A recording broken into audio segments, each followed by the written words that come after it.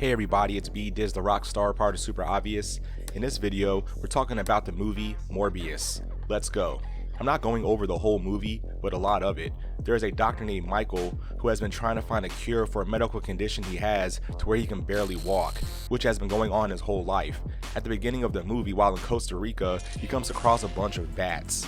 While doing some experimenting with some bat samples, he injects a mouse to see how this works, which kills the mouse, seeming like a failure in his work. But then the mouse comes back to life, which seems like a big deal as far as progress.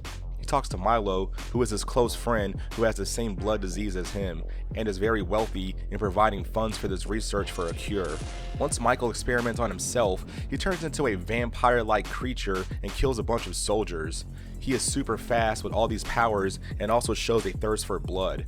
After a few hours, the effects of the experiment fade and he goes back to not being able to walk and becomes weak and sick looking like he was. He notices that having artificial blood will have him back to his vampire-like form, but his body will get used to the artificial blood and the effects of it working will become less and less. Michael realizes that he has this bat-like sonar ability where he can use sound to know what is around him or even far away. After being questioned a few times by some agents, which includes Agent Simon, aka Tyrese, he is arrested and locked up for being charged for murder. We also have Dr. Bancroft, who is a love interest of Michael, recovering in a hospital from hitting her head when Michael had transformed earlier in the movie and a bunch of the soldiers were trying to stop him.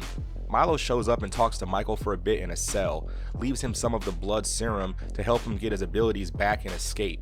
Milo noticeably just walks out without his crutch, and it shows that he has taken some of the serum Michael made and is a vampire. After taking some of the blood, Michael breaks out of his cell and is let loose in the city. Milo kills people and several law enforcement members like it's nothing, and he is definitely the bad guy of the movie. We see Milo getting used to his abilities and super confident.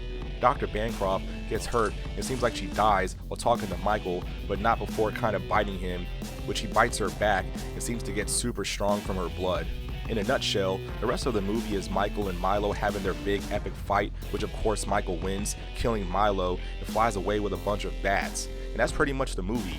We have two post-credit scenes where one is Adrian, aka the Vulture, who teleports and appears in a different cell and is being transported away. The second post-credit scene is Morbius in a location where the Vulture shows up in all his gear and talks to Morbius and wants to team up and work together. Of course there was more that goes on, but that's a quick recap of the movie. I liked it and think you should check it out. The movie had a pretty dark tone, which I liked. The effects were really good, and certain moments, especially when Michael turned for the first time, almost had a scary movie vibe. And whenever Michael or Milo showed any kind of a partial facial feature of their vampire form, was really cool and intense. The makeup effects were good too, because Jared Leto, the main character, looked very pale and sick and weak, making his illness visually very believable. I like Jared Leto a lot as an actor and felt like he played this role great.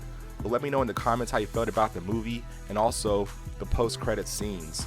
Like and share the video, subscribe to the channel for more content, and I'll see you guys in the next one. Totally for sure.